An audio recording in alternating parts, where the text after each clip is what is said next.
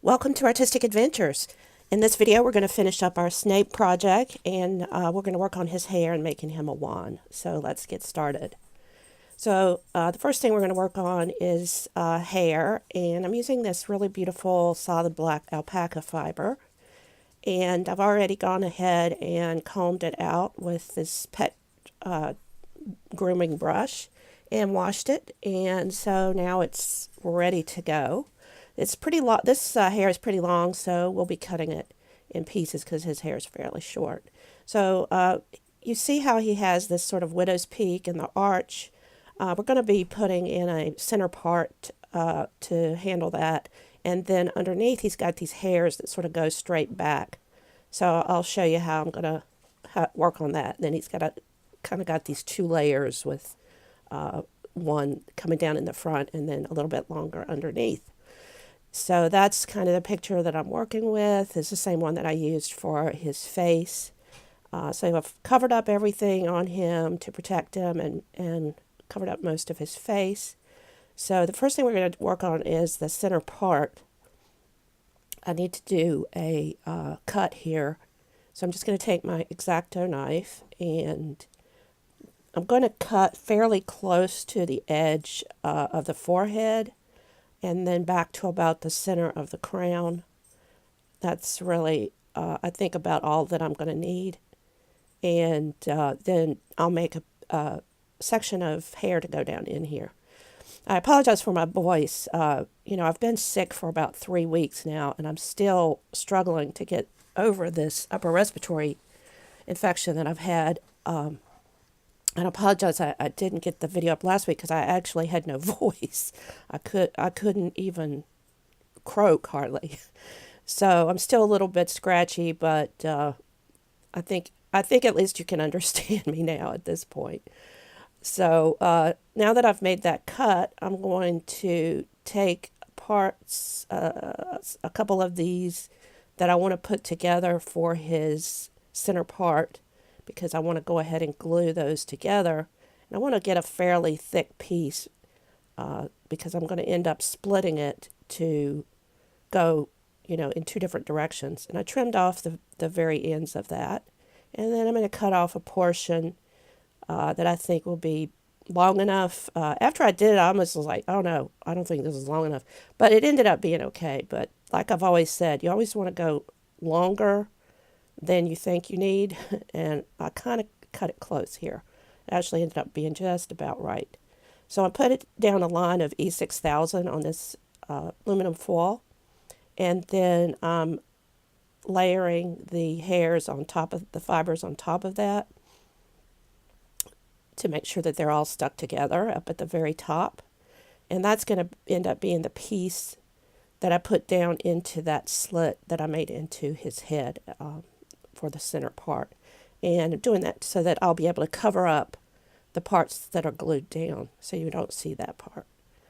Okay, so I'm going to have to set that aside to dry for a while, and then we're going to work on putting some of the fiber onto his scalp. All right, so that's that piece. And you don't have to worry about it being so even. You can always trim it up later when you pull it off. All right, so I'm going to start pulling some pieces of this and cutting it and attaching it as I normally do to the wigs. Although for this project, I'm going to put it directly on his head just because of the way I want the hair to look. I want it to lie flat against his head, and I don't want to have that extra bulkiness of the wig cap. Also, how I'm going to do the hair in the front is it's going to need to be directly onto the scalp. So I'm just cutting off lengths of this beautiful alpaca fiber and putting it down just like I always do on the wig cap, starting at the back. I put the E6000 down, and then I press with my thumb going up towards the crown so that I'm making sure that all the fibers have access to the E6000 that it's attached. And that makes it really strong, and then you can comb it and wash it or whatever you want to do afterwards because that glue is waterproof. So I'm going around, starting at the back, Then I'm going to do the sides. This is how I normally do wigs. And I wanted to, this is slowed to 4 times. I usually do this at 8 times, but I'm really slowing it down now because I do get a lot of comments about wanting to see things at a slower pace. So this is a little bit slower than I normally do it. But you just want to make sure that you get all those fibers pressed into the glue is the most important part. And sometimes I'll get too much fiber and it doesn't press down, and I'll just pull off the top layer and move it to another section. So I've also had issues. I've had so many health issues. It's ridiculous. I think I told you I had knee surgery. Well, last week the pain in my knee came back, and also pain in the other knee that wasn't operated on. So this past week I've had so many problems with that. I can hardly walk. And so I've got some appointments set up to see if I can figure out what's going on. I really hope I don't need knee replacement surgery. I'm really too young for that, but I do have pretty severe arthritis everywhere in my body, so who knows? We'll get through it somehow or other. But I really missed being able to work on my crafts because that's my sort of my therapy. You know, I have a full-time job as a nurse practitioner, and I work with geriatrics and nursing homes, which it can get to you at some point, you know, that it's really sad, but most of the time I really love it. And so I really do need my crafts to be able to sort of get away, because when I'm doing this, I'm not thinking about anything or anybody. I'm just focused on what I'm doing and making it right. And usually I'm thinking, you know, how this is going to fit into the video and what I'll say. And so there's lots of stuff that I have going on in my head while I'm making the video. One of the hardest parts is trying to keep what I'm doing in the frame of the picture. And you'll notice in this one, I start sort of floating over to the right there. I'm down in the right corner there. But I do have a monitor, but it's over to my left, and I have to keep glancing over there while I'm working. And sometimes I just forget because I'm so involved in what I'm doing. And so if you see me go off camera, it's just because I've gotten so involved that I'm just happily working away, and I just float off camera. But we're making good progress here, as you can see, with Snape's hair. Now, you know, the thing about Professor Snape in the book, they always talked about his hair being like limp and sort of greasy and everything.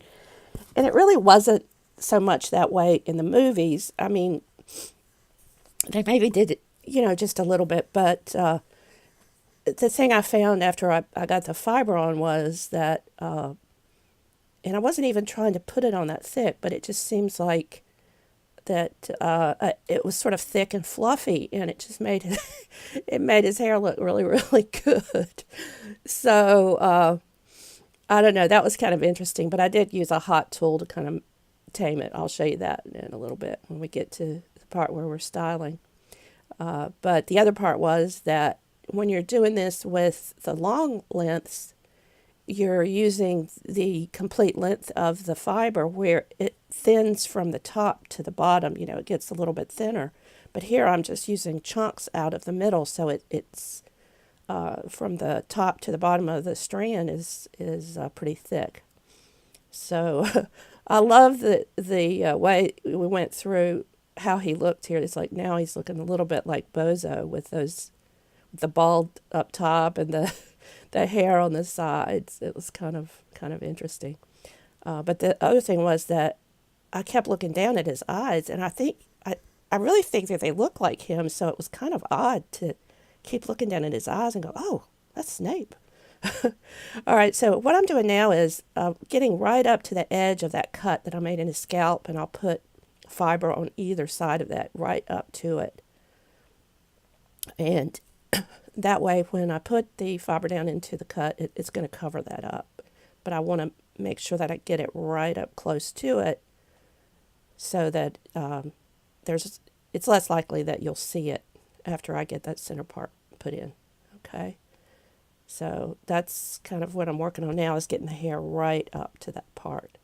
There's some people that will just put the fiber right together there and that make that the part. but I really don't like to be able to see any of the glue, so that's why I do that cut and put the insert down in, or the plug. So Snape's got plugs.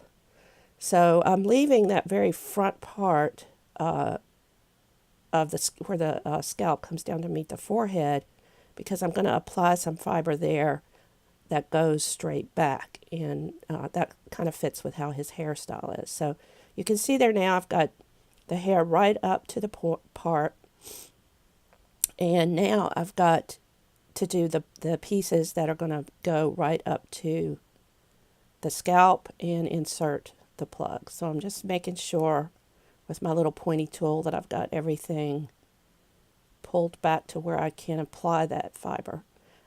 This pointy tool, I tell you, I use this in every project that I have. It's like the cheapest tool I have, and it's also the one I use all the time. If you don't have one, you should get one. I use it for everything, all kinds of different things. Punching holes, applying glue, pushing things in. It's just the most valuable tool that I have. Now, actually, you can get them on Amazon. You can get like a 5-pack for like $7 or $5 or something like that. So they're not very expensive. But right now what I'm doing is using that to apply the glue in a really precise area there. Now I'm going to use smaller pieces of the fiber, making sure that I have it cut bluntly across the top. And then I'm going to apply that directly to that glue that I did. So now I'm cutting it just to make sure I've got it very, very straight, because I am going to put this in an area where you can kind of see it underneath, where the hair will lap over from the center part. So I'm just putting that right on top of that glue, and I put just enough glue that I thought I could attach it without it, being too obvious, once it soaks through the fiber. And I actually got too much of the hair, so you see there I'm pulling off a piece of it because it didn't glue all the way through, and I'm just moving that over to another area. And I want to make sure that I get that straight across there. So that's a part of the hair that will kind of show. And then once again, I'm going to use my X-Acto here to kind of cut off just a little piece of hair that was sticking down, and then I'm kind of using that to push it up, and then actually using the other side, the blunt side, to, well, no, I actually did use the sharp side, to pull it down on that right piece that I put in so that they're even. Okay. And I'm going to do the exact same thing to the other side, and putting just a little bit of the E6000, and then getting some fiber that I can make sure that I get it really straight on there. And then just do a little tiny piece there in the center. And then I just trimming that up to make sure that I have it straight and there's no stray pieces going out. Okay, so that's that part of the hair. And I'm just pulling that apart so I can see my cut into the scalp, and taking my X-Acto to just sort of open that up, make sure it's all open, because sometimes the glue will get into that from where you're putting the fibers down, and you kind of glue your opening shut. All right, so this has been drying for a while, and I'm going to pull that off. And as you can see, there's a lot of excess glue and everything, and that's fine. We're just going to cut that off with some scissors. So I'm cutting down into the hair, and then I'm looking at it to make sure that there's glue all the way through, and sometimes in the middle you'll see there that it's not, so I actually did put some more glue in there. And now I'm just prying his head open, and I sort of folded over the ends, and I had it just a little bit too big, but also I wanted to make sure that the part that's at the front of his head has a lot of fiber in it, so that there's a lot of fiber to work with when we start using it to cover up the front part of his hair where the glue is.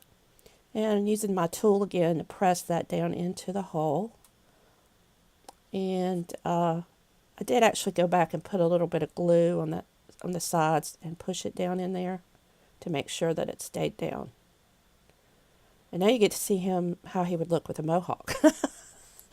This was funny seeing him go through all these procedures with the hair. All right, so got that kind of pushed down in there now, and I did off camera put some glue in there and let it dry. So now we're going to uncover him and see if we can style his hair. So I don't have to worry about getting anything on his face really now. So I'm going to split this part at the top, the mohair, to make a realistic looking part where there's no glue showing. And like I said, when you do this, because it doesn't want to stay down, you can use like an iron, or you could use a curling iron too if you had one. Just press it down on there, and that works really well to help make this settle down a little bit more. You can see I use this little iron all the time. I really love it. It works so well. It heats up so fast. I love that part. As you know, I'm always impatient. I'm ready to start working on something. And waiting for an iron to heat up is not a lot of fun. And now I'm just sort of, using that iron to press down the hair. As I said earlier, that it ended up being really fluffy and beautiful. Like a female would love to have this hairdo. And it's supposed to be, a little bit flat and greasy looking, but it really ended up looking so nice. So now I just want to take my little curling iron. It's just like a 1/4 inch curling iron, and not really trying to curl it so much as put the shape into the hair. Like that part sort of arches up and then feathers back. So I'm just trying to get that shape in there. Also, his hair, it looked like, kind of curls under, kind of over the back and everywhere. So what I did is I just went around and sort of took all the different pieces of the hair and just very gently turned under the ends. Not really trying to curl it here, just giving it some shape and making sure that it curls under. Sometimes this is the hardest part, is to take a doll that is so small, so much smaller than a human head, and have the hair